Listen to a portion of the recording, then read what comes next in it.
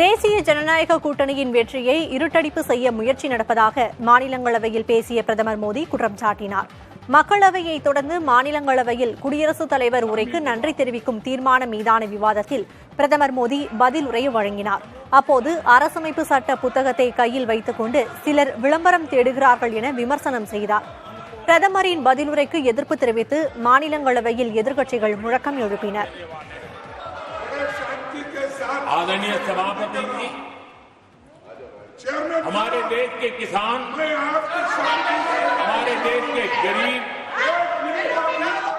பிரதமர் மோடி பொய்யான தகவல்களை கூறுவதாக குற்றம் சாட்டிய எதிர்க்கட்சி உறுப்பினர்கள் இதுகுறித்து பேச மல்லிகார்ஜுன் கார்கேவுக்கு அனுமதி வழங்க வேண்டும் என வலியுறுத்தினர். ஆனால் அனுமதி வழங்கப்படாததால் பிரதமரின் உரையை புறக்கணித்து எதிர்க்கட்சிகள் வெளிநடப்பு செய்தன.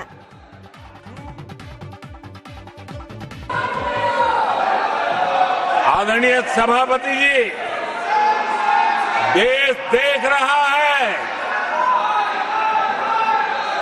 झूठ फैलाने वालों की सत्य सुनने की ताकत भी नहीं होती.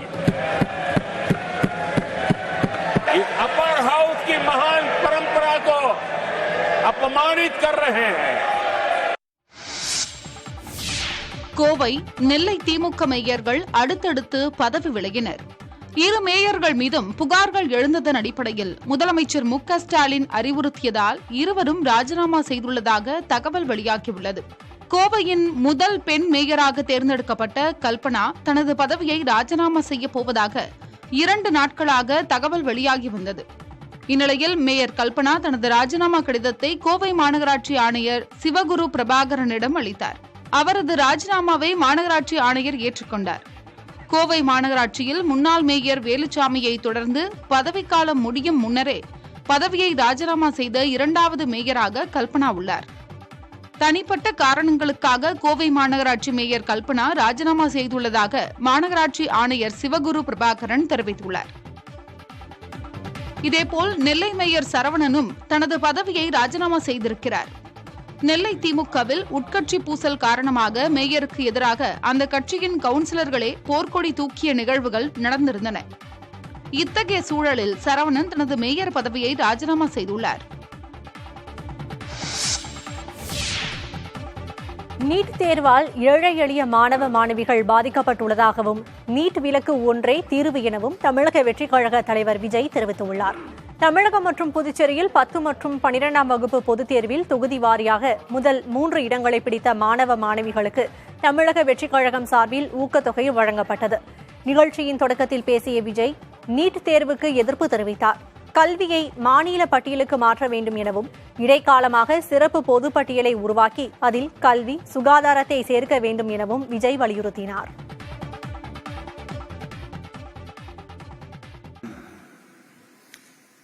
மாநில மொழியில படிச்சுட்டு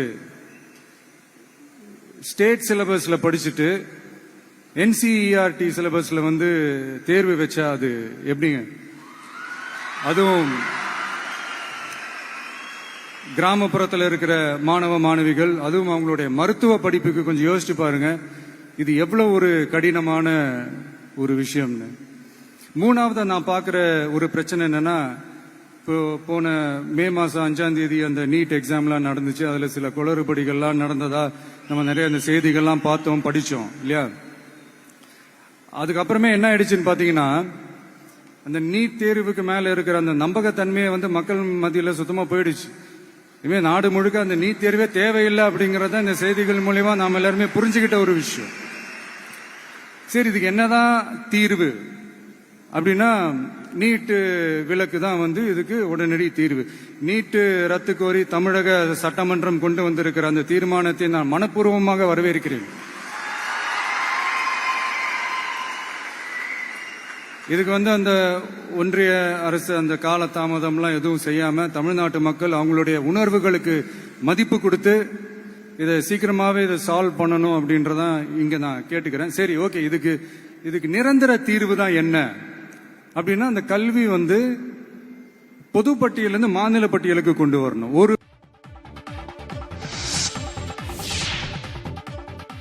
டாஸ்மாக்குகளை திறந்து குடிப்பவர்களை ஊக்குவிப்பவர்களுக்கு மத்தியில் படிப்பவர்களை ஊக்குவிப்பவர் விஜய் மட்டும்தான் என மாணவி ஒருவர் தெரிவித்தார். சென்னை திருவான்மியூரில் தமிழக வெற்றிக் கழகம் சார்பில் நடைபெற்ற கல்வி விருது விழாவில் பேசிய மாணவி, போதைப் பொருள் இல்லாத சமூகத்தை விஜய் உருவாக்குவார் என நம்பிக்கை கூறினார். நம்ம மாநிலத்துல டாஸ்மார்க் ஓபன் பண்ணி குடிக்கிறவங்களை என்கரேஜ் பண்றவங்களுக்கு மத்தியில படிக்கிறவங்களை என்கரேஜ் பண்றதுக்கான ஒரே கழகம் நம்ம டிவிக்கே தான். இதுதான் நமக்கு தேவையான மாற்றம். விழாவில் பேசிய திருநங்கை அனுஸ்ரீ, பாலின சமத்துவத்திற்கான மேடை இது என்று நெகிழ்ச்சியடைந்தார். நம்மளுடைய கான்ஸ்டிடியூஷன் ஆஃப் இந்தியாவை இயற்றின அம்பேத்கர் அவர்கள் சொல்லியிருக்கிறாரு, கற்பி ஒன்று சேர் புரட்சி செய்ன்னு சொல்லிட்டு. அப்படி கல்வியால சிறந்தவர்களை ஒன்று சேர்த்து நடக்கக்கூடிய இந்த நிகழ்ச்சி தான் புரட்சி. இன்னொன்னு பாருங்க, இந்த மேடையோ இந்த அரங்கமோ ஆண் பெண்ணுன்னு மட்டும் பிரிக்காம பாலின சமத்துவத்துக்கான மேடையா இது சாட்சியா இருக்கு. ரொம்ப சந்தோஷமா இருக்கு. விஜயிடம் விருது பெற வந்த பார்வை மாற்றுத்திறனாளி மாணவி ஒருவர் விஜயை கண்களால் பார்க்க முடியவில்லை என்றாலும் உணர்வினால் அறிவதாக நெகிழ்ந்தார். உன்னை காண முடியவில்லை என்றாலும் உணர்வால் உணர்ந்து அறிவுரைகளை உள்வாங்கி மகிழும் மாணவி பி. சண்முகப்பிரியா, உங்கள் பணி மேலும் தொடர என்னுடைய வாழ்த்துக்கள் அண்ணா.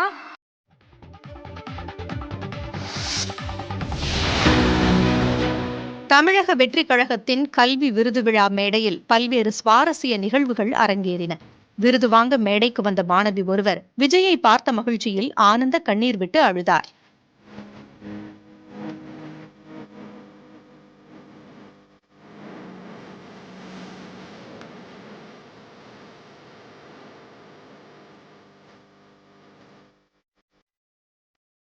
அப்போது தனக்கு ரோஜாப்பூ கொடுத்த சிறுவனின் நெற்றியில் விஜய் முத்தமிட்டார். மாணவியின் தாய் வாஞ்சையுடன் விஜயின் கன்னத்தை கிள்ளினார்.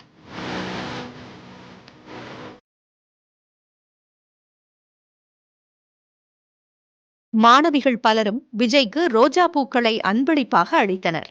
ஒரு மாணவி சல்யூட் அடித்தபடி விஜய்க்கு பூவை வழங்கினார்.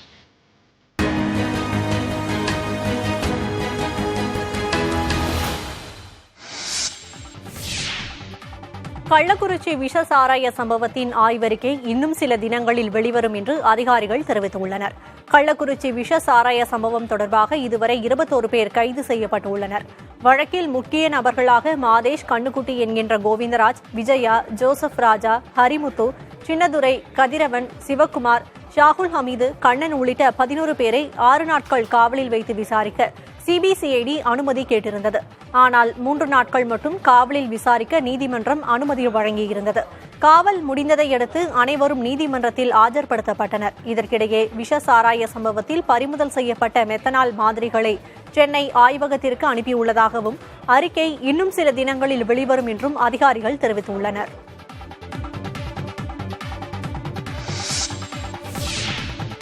போதைப்பொருள் கடத்தல் விவகாரத்தில் மத்திய அரசு தலையிட்டு கடும் நடவடிக்கை எடுக்க வேண்டும் என எதிர்க்கட்சித் தலைவர் எடப்பாடி பழனிசாமி வலியுறுத்தியுள்ளார். எடப்பாடி பழனிசாமி வெளியிட்டுள்ள அறிக்கையில், தமிழக சிறைச்சாலைகள் தற்போது பாதுகாப்பாக போதைப் பொருட்கள் விற்பனை மேற்கொள்ளும் இடமாக மாறிவிட்டதாக என்ற சந்தேகம் மக்கள் மனதில் எழுந்துள்ளதாக கூறினார். சிறைவாசிகள் சிறையில் இருந்தபடியே தன் குடும்பத்தினருடன் கைபேசியிலும் வீடியோ காலிலும் பேசி மெத்தபெட்டமைன் கடத்தலிலும் விற்பனையிலும் ஈடுபட்டு வந்ததாக செய்தி வெளியானதாக எடப்பாடி பழனிசாமி குறிப்பிட்டார். போதை மருந்து கடத்தலுக்கு துறைமுகங்கள், பெரியர் சர்வீஸ் போன்றவற்றை பயன்படுத்தி வந்த கடத்தல் பெரும் புள்ளிகள் தற்போது சிறைச்சாலையையே போதைப்பொருள் கடத்தல் கேந்திரமாக பயன்படுத்தி உள்ளதாகவும் அவர் குற்றம் சாட்டியுள்ளார்.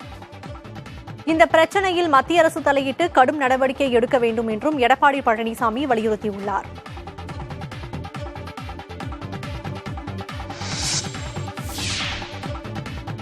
ஜார்க்கண்ட் முதல்வர் சம்பை சோரன் தனது பதவியை ராஜினாமா செய்தார். இதனைத் தொடர்ந்து ஜார்க்கண்ட் முதலமைச்சராக 3வது முறையாக ஹேமந்த் சோரன் பதவியேற்க உள்ளார்.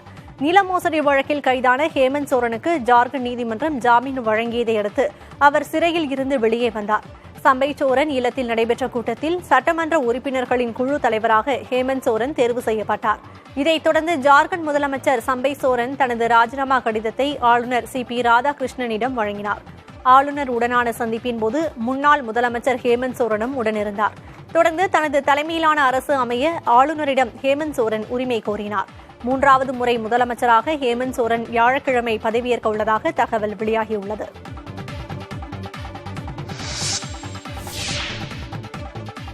உலகக் கோப்பையுடன் தனி விமானத்தில் தாயகம் திரும்பும் இந்திய அணி வீரர்களுக்கு சிறப்பு வரவேற்பு மற்றும் பாராட்டு விழா நடத்த திட்டமிடப்பட்டுள்ளது.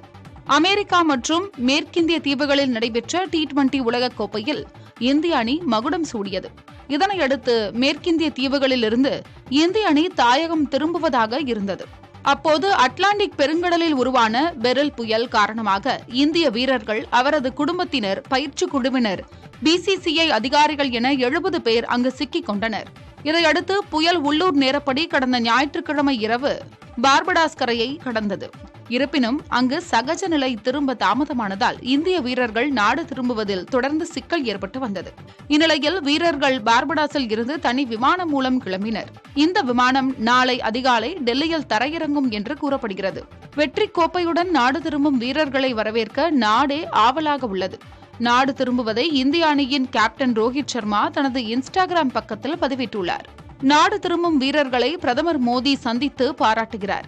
மேலும் உலகக்கோப்பையுடன் நாடு திரும்பும் இந்திய அணியை மும்பையில் திறந்தவெளி பேருந்து மூலம் பேரணியாக அழைத்து செல்ல ஏற்பாடு செய்யப்பட்டுள்ளது. அதேபோல் நாளை மாலை 4 மணிக்கு வான்கடை மைதானத்தில் அவர்களுக்கு பாராட்டு விழா நடைபெறவுள்ளது. தற்போது நாய் கூட BA பட்டம் பெறுவதாக திமுக அமைப்பு செயலாளர் RS பாரதி பேசியிருப்பது சர்ச்சையை ஏற்படுத்தியுள்ளது. திராவிட இயக்கம் இல்லை என்றால், கம்யூனல் ஜீவோ இல்லை என்று சொன்னால் இத்தனை டாக்டர் போர்டு தங்காது. நான் பட்டம் பெறுகிற போது சொல்கிறேன், ஒரு BA பட்டம் பெற்றா உடனே ஒரு ஆளுகிட்ட கொடுத்து பெயிண்டர் கிட்ட போர்டு எழுதி RS பாரதி, அப்ப என் பேர் வேற, BA அப்படின்னு போர்டு எழுதி மாட்டுவாங்க. காரணம் என்னன்னா, ஊர்லயே ஒரே ஒரு BA தான் இருக்கும். இப்ப நாய் கூட BA வாங்குற பட்டம் ஆகி போச்சு நம்ம ஊர்ல. இந்த சர்ச்சை பேச்சு குறித்து புதிய தலைமுறை தொலைபேசி வாயிலாக RS பாரதியை தொடர்பு கொண்டு கேட்டபோது தனது பேச்சில் உள்நோக்கம் எதுவும் இல்லை என்று விளக்கமளித்தார். எடுக்கக்கூடாது. அதாவது நீங்க எல்லோருக்குமே கல்வி என்பது மலிவா கிடைக்கக்கூடிய அளவுக்கு வந்ததுன்னா அந்த மூவ்மெண்ட் தான் காரணம். இல்ல அந்த வார்த்தையை பயன்படுத்தி இருக்க வேண்டாமோ, அது தவறாக வந்து விட்டதோ அப்படின்னு தோணலையா உங்களுக்கு? உள்நோக்கத்தோடு சொல்லப்பட்டவை அல்ல, உள்நோக்கத்தோடு சொல்லப்பட்டவை அல்ல. இன்று நாய் கூட BA பட்டம் வாங்குகிறது என்று திமுக அமைப்பு செயலாளர் RS பாரதி பேசியதற்கு பாஜக மாநில தலைவர் அண்ணாமலை கண்டனம் தெரிவித்துள்ளார். எக்ஸ் தளத்தில் அண்ணாமலை இட்டுள்ள பதிவில் ஒட்டுமொத்த மாணவ சமுதாயத்தையே அவமானப்படுத்தி RS பாரதி பேசியுள்ளதாக தெரிவித்துள்ளார். தமிழகத்தில் திமுக ஆட்சிக்கு வந்த பிறகு இத்தனை ஆண்டுகளில் 5 மருத்துவக் கல்லூரிகளை மட்டுமே அமைந்துள்ளது என்பதை மறுத்து தமிழகத்தில் மருத்துவர்களை உருவாக்கியதே திமுக தான் என்று RS பாரதி போலி பெருமை பேசுவதாக அண்ணாமலை விமர்சித்துள்ளார். தமிழக மக்கள் அனைவரையும் பிச்சைக்காரர்கள் என்ற ரீதியில் தொடர்ச்சியாக கொச்சைப்படுத்திக் கொண்டிருக்கும் திமுகவின் ஆவணப்போக்கு கண்டனத்திற்கு உரியது என்றும் அண்ணாமலை கூறியுள்ளார்.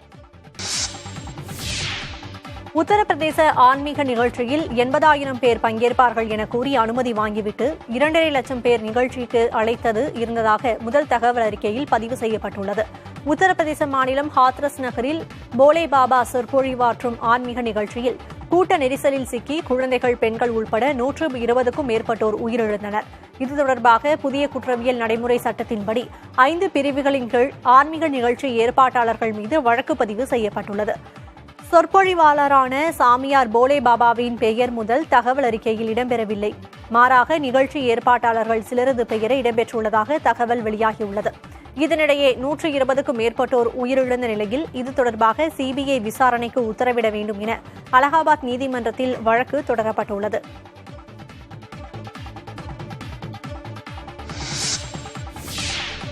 ஹாத்ரஸ் கூட்ட நெரிசல் உயிரிழப்புகள் குறித்து நீதி விசாரணைக்கு உத்தரவிட்டுள்ளது உத்தரப்பிரதேச முதலமைச்சர் யோகி ஆதித்யநாத் தெரிவித்துள்ளார். கூட்ட நெரிசலில் சிக்கி 120க்கும் அதிகமானோர் உயிரிழந்த நிலையில் காயங்களுடன் மருத்துவமனைகளில் சிகிச்சை பெற்று வருவோரை யோகி ஆதித்யநாத் நேரில் சந்தித்து ஆறுதல் கூறினார். பின்னர் பேசிய அவர், இதுபோன்ற சம்பவங்கள் இனி நடக்காமல் இருக்க நடவடிக்கை எடுக்கப்படும் என்றார். கூட்ட நெரிசல் தொடர்பாக ஓய்வு பெற்ற நீதிபதி தலைமையில் நீதி விசாரணைக்கு உத்தரவிடப்பட்டுள்ளதாக கூறிய அவர், நெரிசல் நடந்தபோது காப்பாற்றி உதவியிருக்க வேண்டிய பாபாவின் சேவகர்கள் அங்கிருந்து தப்பியோடிவிட்டதாக குற்றம் சாட்டினார். உயிரிழப்புகளுக்கு காரணமானவர்கள் மீது கடும் நடவடிக்கை எடுக்கப்படும் என்று உத்தரப்பிரதேச முதலமைச்சர் கூறினார். ஆக்ரா காவல்துறை கூடுதல் இயக்குநர் ஜெனரல் தலைமையில் சிறப்பு விசாரணை குழு அமைக்கப்பட்ட நிலையில் அக்குழுவினர் அறிக்கை அளித்துள்ளதாக முதலமைச்சர் தெரிவித்தார்.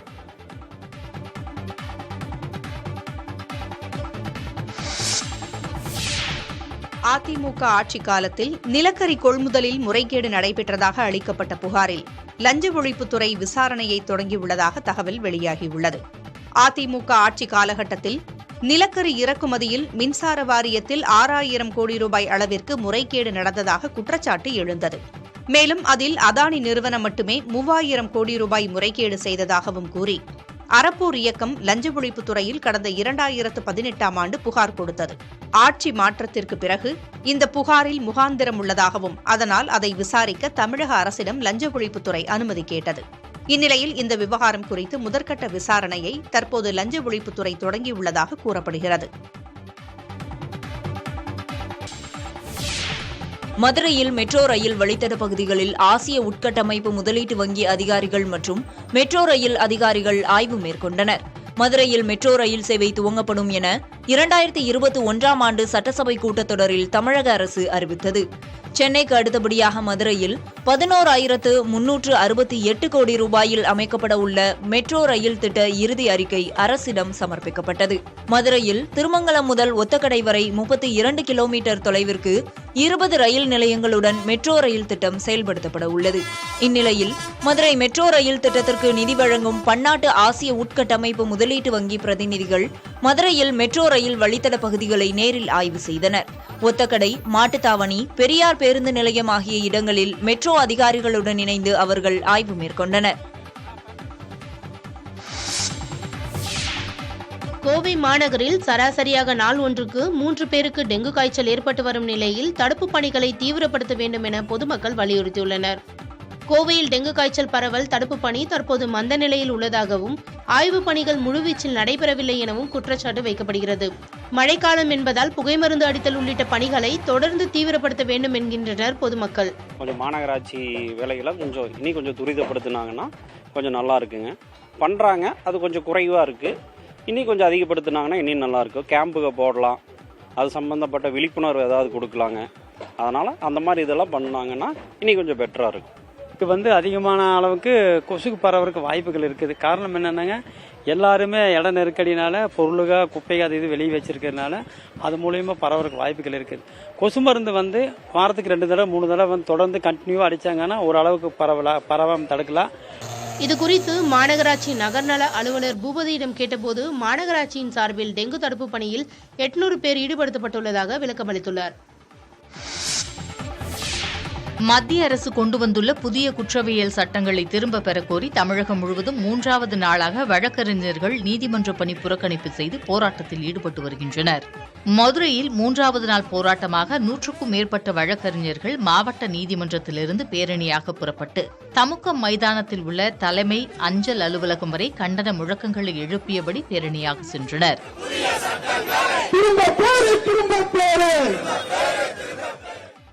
கன்னியாகுமரி மாவட்டம் குழித்துறை தபால் நிலையம் முன்பு வழக்கறிஞர்கள் நீதிமன்றத்தை புறக்கணித்து கண்டன ஆர்ப்பாட்டத்தில் ஈடுபட்டனர். புதுக்கோட்டை மாவட்ட வழக்கறிஞர் சங்கத்தினர் கருப்பு கொடிகளை கட்டி ஒருநாள் உண்ணாவிரத போராட்டத்தில் ஈடுபட்டுள்ளனர். வேதாரண்யத்தில் மத்திய அரசு கொண்டு வந்துள்ள புதிய குற்றவியல் சட்டங்களை திரும்பப் பெறக்கோரி 3வது நாளாக நீதிமன்ற பணி புறக்கணிப்பு செய்து தலைமை அஞ்சலகம் முன்பு வழக்கறிஞர்கள் கண்டன ஆர்ப்பாட்டத்தில் ஈடுபட்டனர். இதேபோல் நாகை மற்றும் விருத்தாச்சலத்திலும் வழக்கறிஞர்கள் போராட்டத்தில் ஈடுபட்டுள்ளனர். மத்திய அரசு கொண்டு வந்துள்ள புதிய குற்றவியல் சட்டங்களை திரும்பப் பெறக்கோரி தமிழகம் முழுவதும் 3வது நாளாக வழக்கறிஞர்கள் நீதிமன்ற பணி புறக்கணிப்பு செய்து போராட்டத்தில் ஈடுபட்டு வருகின்றனர். மதுரையில் 3வது நாள் போராட்டமாக 100க்கும் மேற்பட்ட வழக்கறிஞர்கள் மாவட்ட நீதிமன்றத்திலிருந்து பேரணியாக புறப்பட்டு தமுக்கம் மைதானத்தில் உள்ள தலைமை அஞ்சல் அலுவலகம் வரை கண்டன முழக்கங்களை எழுப்பியபடி பேரணியாக சென்றனர்.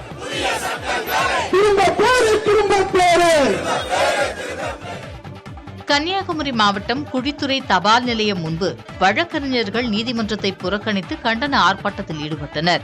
புதுக்கோட்டை மாவட்ட வழக்கறிஞர் சங்கத்தினர் கருப்பு கொடிகளை கட்டி ஒருநாள் உண்ணாவிரத போராட்டத்தில் ஈடுபட்டுள்ளனர். வேதாரண்யத்தில் மத்திய அரசு கொண்டு வந்துள்ள புதிய குற்றவியல் சட்டங்களை திரும்பப் பெறக்கோரி 3வது நாளாக நீதிமன்ற பணி புறக்கணிப்பு செய்து தலைமை அஞ்சலகம் முன்பு வழக்கறிஞர்கள் கண்டன ஆர்ப்பாட்டத்தில் ஈடுபட்டனர். இதேபோல் நாகை மற்றும் விருத்தாச்சலத்திலும் வழக்கறிஞர்கள் போராட்டத்தில் ஈடுபட்டுள்ளனர்.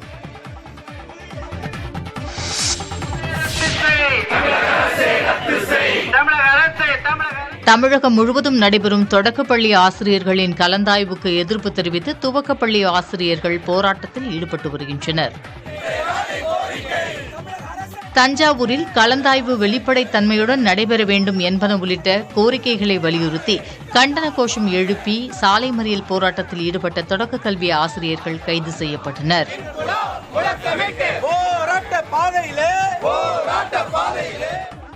திருச்சி டிவிஎஸ் டோல்கேட் பகுதியில் உள்ள தனியார் பள்ளி முன்பு ஆசிரியர்கள் தங்களின் கோரிக்கைகளை முழக்கங்களாக எழுப்பியபடி போராட்டத்தில் ஈடுபட்டனர்.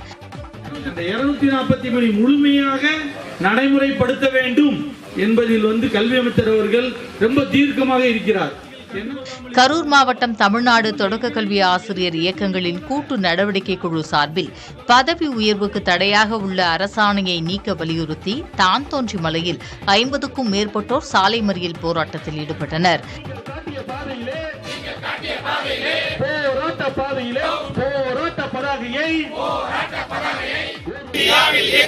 தமிழகத்தில் இயக்கம் வளர, தமிழகத்தில் இயக்கம் வளர, நிறைந்த தோழர்களே, நாமக்கல் மாவட்டத்தில் தொடக்கப்பள்ளி ஆசிரியர்களுக்கான கலந்தாய்வை நிறுத்தி வைக்க வேண்டும் உள்ளிட்ட கோரிக்கைகளை வலியுறுத்தி கலந்தாய்வு நடைபெறும் பள்ளி முன்பு ஆர்ப்பாட்டம் செய்து தர்ணா போராட்டத்தில் ஈடுபட்டனர். கைவிடு கைவிடு கைவிடு கைவிடு கைவிடு கைவிடு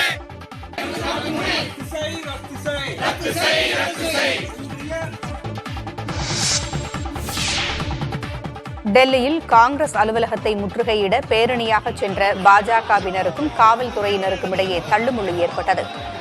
மக்களவையில் இந்து மதத்தை இழிவுபடுத்தி பேசியதாக கூறி ராகுல் காந்தியை கண்டித்து டெல்லி பாஜகவினர் கண்டன ஆர்ப்பாட்டம் நடத்தினர். இதில் டெல்லி மாநில பாஜக தலைவர் வீரேந்திர சச்தேவா, தேஜஸ்வி சூர்யா உள்ளிட்டோர் கண்டன ஆர்ப்பாட்டத்தில் ஈடுபட்டனர். அப்போது காங்கிரஸ் அலுவலகத்தை நோக்கி முற்றுகையிடச் சென்ற பாஜகவினரை காவல்துறையினர் தடுத்து நிறுத்தினர். அப்போது பாஜகவினருக்கும் காவல்துறையினருக்கும் இடையே தள்ளுமுள்ளு ஏற்பட்டது. இதையடுத்து பாஜகவினரை காவல்துறையினர் கைது செய்தனர். இதேபோல் ராகுல் காந்தியை கண்டித்து புதுச்சேரியில் பாஜகவினர் ஆர்ப்பாட்டத்தில் ஈடுபட்டனர். காமராஜர் சதுக்கத்திற்கு அருகே நடைபெற்ற கண்டன ஆர்ப்பாட்டத்தில் ஏராளமான பாஜக இளைஞர் அணியினர் பங்கேற்றனர். போத்தீஸ் ஸ்வர்ணமஹாலின் புதிய கிளை கோவையில் திறக்கப்பட்டுள்ளது. திருநெல்வேலி, சென்னை, திருச்சி, திருவனந்தபுரத்தை தொடர்ந்து போத்தீஸ் ஸ்வர்ணமஹாலின் 5வது கிளை கோவை ஒப்பனக்கார வீதியில் திறக்கப்பட்டுள்ளது. புதிய கிளையை போத்தீஸ் நிறுவன இயக்குநர் ரமேஷ் குத்துவிளக்கு ஏற்றி திறந்து வைத்தார். மேலும் போத்தீஸ் குழுமத்தின் இயக்குநர்கள் போத்திராஜ், முருகேஷ், அசோக் உள்ளிட்டோர் இதில் கலந்து கொண்டனர். திறப்பு விழா சலுகையாக தங்கம் சவரனுக்கு 1000 ரூபாயும், வைரம் கேரட்டிற்கு 10,000 ரூபாயும் சிறப்பு தள்ளுபடி அளிக்கப்பட்டுள்ளது.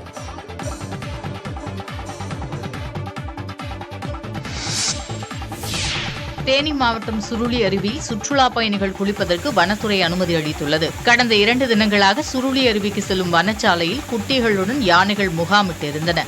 இதனால் அருவியில் குளிக்க தடை விதிக்கப்பட்டிருந்தது. தற்போது யானைகள் வனப்பகுதிக்கு இடம்பெயர்ந்ததால் சுற்றுலா பயணிகள் குளிக்க வனத்துறை அனுமதி அளித்துள்ளது.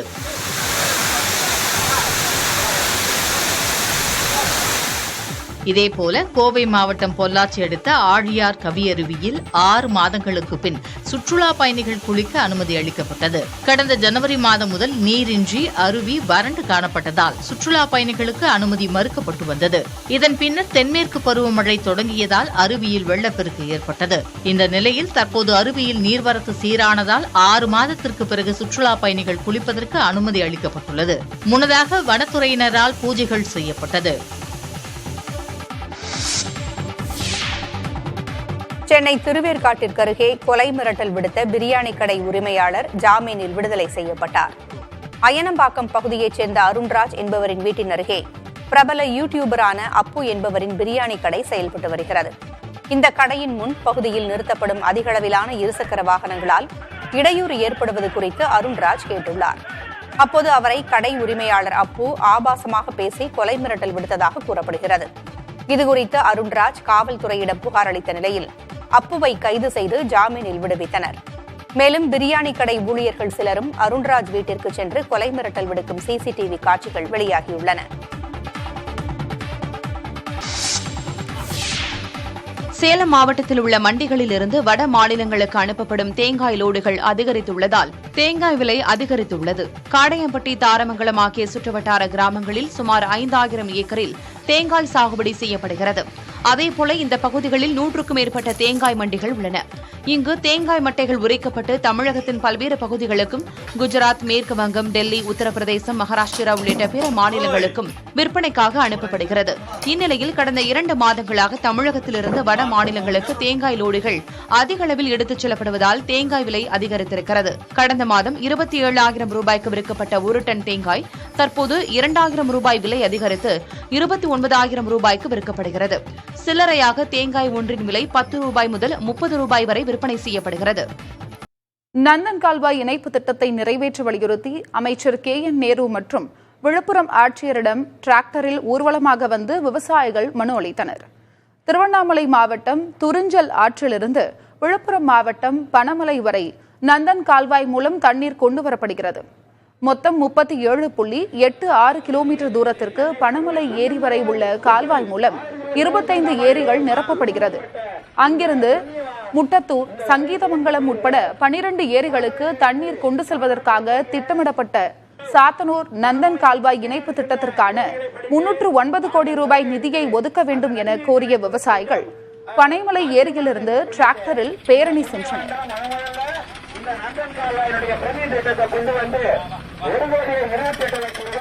பொது சொத்துக்கு சேதம் ஏற்படுத்திய வழக்கில் முன்னாள் அமைச்சர் பாலகிருஷ்ண ரெட்டிக்கு விதிக்கப்பட்ட 3 ஆண்டுகள் சிறை தண்டனையை ரத்து செய்து சென்னை உயர்நீதிமன்றம் தீர்ப்பளித்துள்ளது. கடந்த 1998ஆம் ஆண்டு ஹொசூர் அருகே பாகலூரில் நடைபெற்ற போராட்டத்தில் பேருந்துகள் மீது கல்வீசி தாக்குதல் நடத்தியதாக பாலகிருஷ்ண ரெட்டி மீது வழக்கு பதிவு செய்யப்பட்டது.